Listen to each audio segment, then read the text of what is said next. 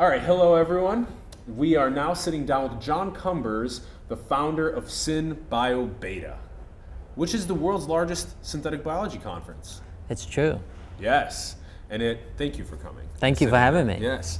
John and I go back a little bit longer, which is nice. It's not somebody that we're meeting just today, so that's nice. But so tell us about, we have IndieBio happening right now, the world's largest seed stage accelerator. We have SynBioBeta, which happens every single year. We have AI and machine learning, blockchain technology that's coming into this industry as well. What the hell's going on with the code of life and where is it going? Teach us about this. Well, what's going on with it? I think we're seeing evolution in action. We're seeing the tools of creation being democratized. A number of companies here at the demo day talked about CRISPR and gene editing. That's one of these amazing tools of creation that the genetic engineer has been dreaming of for a long time, being able to actually edit genes and cells in vivo, that is without killing them. So there's just a huge amount going on right now. That's where it's happening right now. Where it's going in the future, you know, I'm a space cadet, so we're engineering materials, we're engineering our living cells to be medicines, we're engineering food and flavors, so it's going into space. It's genetic engineering, synthetic biology is the critical tool that we're going to need for space settlement, so that's where it's going in the future. Yes, and so as we get to the leveraging biology for space settlement and all that good stuff, what are we doing in this short term? Because there's food companies here, there's pharma companies that come to you, there's so many people, you guys all like interchange. Yeah. Awesome people that go to your events. So what are we doing in these like kind of short-term steps that are just blowing our mind? You listed CRISPR and genetic engineering, which is going to let us get all the good space colonization going as well, but what are you really seeing right now that is just blowing everything away? I think the whole premise of synthetic biology, the whole definition of synthetic biology is that we're making biology easier to engineer. We've been engineering biology for the last 30, 40 years with genetics. We've been engineering biology for the last 3,000 years using domestication and crop breeding. Yeah. So I think the biggest impact that we're seeing is on sustainable feedstocks and the ability to turn sustainable feedstocks like CO2 or glucose into high value materials and chemicals. And what we've seen in the past is unsustainable feedstocks. And an unsustainable feedstock, in case it's not obvious, is something like coal or oil, which you dig up or suck up from the ground and you burn it. And that CO2 that's produced has to go somewhere, and it's been going into our environment for the last 50 years. What we're seeing with biology is this ability to suck out the CO2 directly from the air, fix it into a biological product, and then when that product is disposed of, whether it's waste food or waste material or any other thing that you've made with biology, it just goes back into the air. So it's this closed loop living system where the CO2 goes from the air into the product back to the air.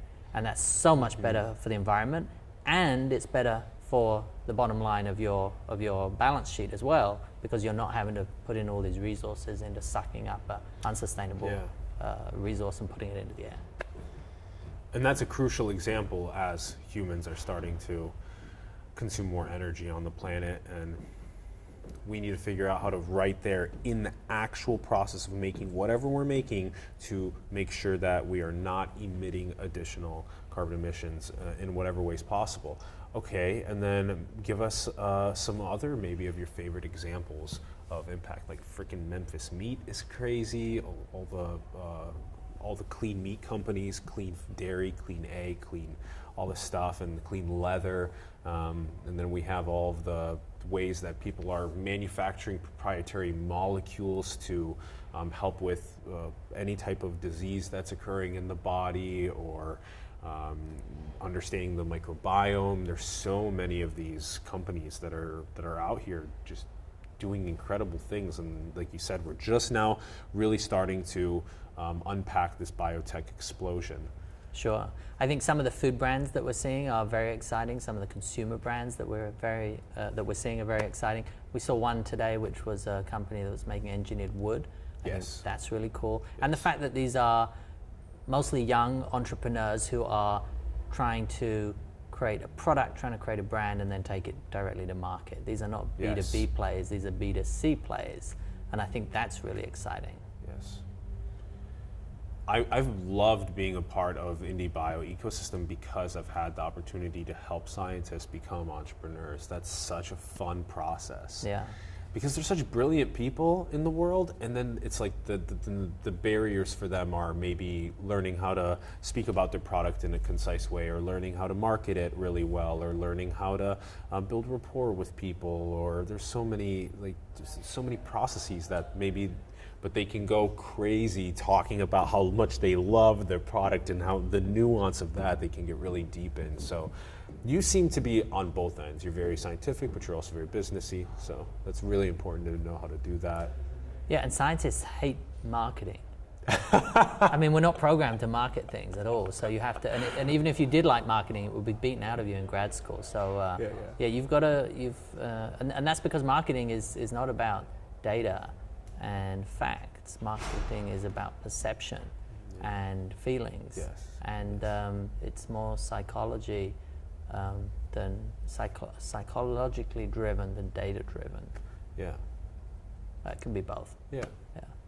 Do you have a retreat that's coming up? We do, yeah. Yeah, tell us a little bit about the retreat. I'm not sure whether I want to tell anybody about the retreat. Fair it's enough. An invite-only thing. Okay, then that's good. Yeah. Good then. Yeah. But We'll thank cut you. that out. Yeah. And then, when's SynBioBeta? SynBioBeta is October 1 through 3 here in San Francisco at the Mission Bay Conference Center. Got some amazing speakers lined up, some amazing sessions. Over 1,000 people are going to be there. Yes. But the bigger thing, and the thing that we're launching that's new for 2018, is called Synthetic Biology Week. Ooh. And that's happening from the end of September through October 6th. And there are over 100 satellite events that are going to be occurring throughout the Bay Area. Whoa. Synthetic Biology Week. Exactly. And so everybody coordinates through you to host their event? Yeah, they just drop us an email and we'll put them on the schedule. Each session's 90 minutes and we've got 90, and we've got a whole range of different activities going on, from an art show that Una Ryan is putting on of her art. Oh, she's amazing. She is amazing. I love her work. Kincaid Riling at Bonneville Labs is throwing an after party at Bonneville Labs at the end of the day. There's some activities going on at DCVC, Data Collective, the venture fund that I'm involved with. A huge amount of fun and activities, and it's really designed to get the technology out of the conference and out of the lab and into people's hands. So that's what all of these satellite events are designed to do. Hell yes. And so then what is the info at synbiobeta.com? For email? I think that would work, yeah. Info at, yeah. Why don't we do that one again? Yeah, info at synbiobeta.com. Yeah, you can email us, info at synbiobeta.com, or you can go to the website and sign up for the newsletter. We send a newsletter out every week of who's being funded, what they're doing, new product launches, events like this. We put this, we'll be putting this Indie Buyers Demo Day in the newsletter tomorrow. Boom. Yeah. Awesome. Anything else that you think is important to share? Let me tell you one thing that I've been working on that I'll probably put out as a blog post. So one thing that we've been doing lately is working with Minerva University. Good. And a student group of 5 students. And we've been doing a survey on genetic literacy. And we've found some interesting results. The goal of the project... Genetic literacy mean? Genetic literacy is how much you understand about biology. Okay. And in particular, the question that we had, the hypothesis we had, was that anti-GMO sentiments would be correlated with a low genetic literacy. Yep. As in, the more people understood about biology and genetics, the less anti-GMO they would be. Yep. Would you agree that you would think that there's a correlation between those two things? I do think so, yeah. So what's interesting was that we found 0 correlation between people's genetic literacy and their perception to GMOs. How many? 200. 200 people. Yeah. The one thing that was holding me back from potentially saying that was that I thought that a lot of people that do study GMOs and become anti-GMOs understands a little bit about biology, because sometimes you don't just riot because of rioting, but you riot because you read and learn, and then you're like, I don't think so, and then yeah, I haven't met, and I'd love to meet them, people who do have a deep understanding of biology and are irrationally anti-GMO. Yeah, I would not say I'm rationally anti-GMO. I would say I just propose anti-GMO questions because of just being a thought-provoking person. And I don't have a deep understanding of biology. I have a very surface level, 10,000 foot view of it. And I just think we need more longitudinal tests. We've talked about this before. So we'll see exactly what that ends up being like after you eat a genetically modified tomato for 40 years. And then you have to try and analyze the million markers that are in your body to see what happened. So good luck being able to do that. And do you remember my counter argument to the longitudinal tests? What was it again? The counter argument was that if you're worried about random genetic changes that are occurring, or you're worried about genetic changes that are occurring, then you shouldn't be eating anything that's crossed with anything, because there's many more random genetic changes that occur through natural breeding than there are through genetic engineering. Yes, but then there is also the drought resistant and the insect resistant and the pesticide resistant, all baked into one item, and then you're eating that one item. Those are not, that's already stacking up quite a bit, and we don't know what that looks like eating that for 40 years. But you bring up a good point. And I'd have to know the exact details of each trait that you're, and what it is that it's, how it's changing the plant, and how that might affect what happens in nature. And but in our body. Yeah, but if you really want to eat natural unmodified foods, then you'd really have to go back 3,000 years and worry about trying to eat a diet of undomesticated crops, if that's what you're worried about. Well, or potentially the future of organic farming being the only style of farming, because we figured out how to build ecosystems of only organic farming. And I think that that's very possible, and I would hope for that, rather than putting food farms in deserts or in places that have large amounts of insects or that need pesticides, that have drought, etc. So, and do you think that pesticides are a bad thing? I think that the pesticides enable people to be fed right now, which is really important. You eating is more important than you potentially being slightly hurt from a pesticide down a couple decades. Are you happy with eating organic pesticides? I have not studied enough to know what an organic pesticide would even that is, and because there's a lot of pesticides that are used on organic food. Yeah. Some of them which are a lot worse than synthetic pesticides that are used on non-organic food. What about an ecosystem of food that doesn't need even organic pesticides? So as in either a closed farm ecosystem where you're getting the perfect amount of nutrients from the soil, from the star, from the rain, from the water, from everything, and then you're not needing to do any drought-resistant genetic engineering or insecticide or pesticide, etc. Have you ever drunk a pesticide before? No. Have you? A lot. You've drank it? Yeah. Because you want to test it on your body?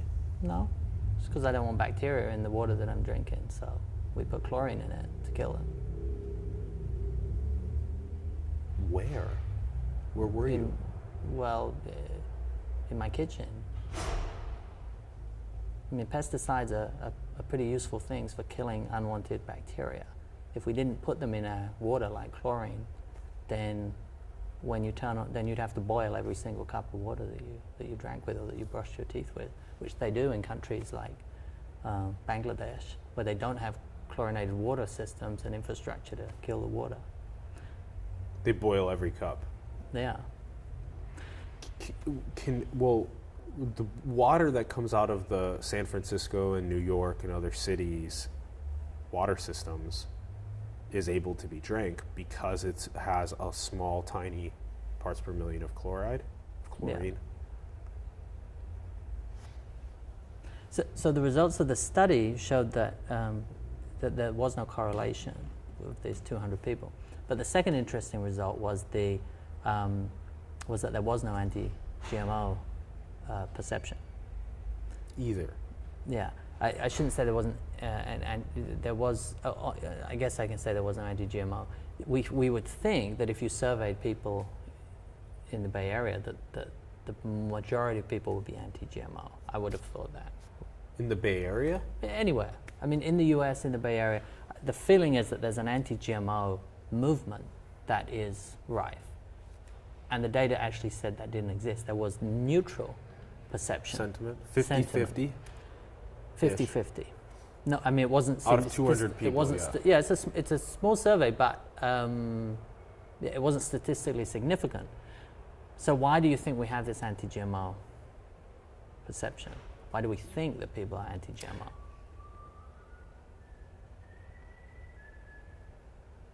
Food's something that we eat 3 times a day.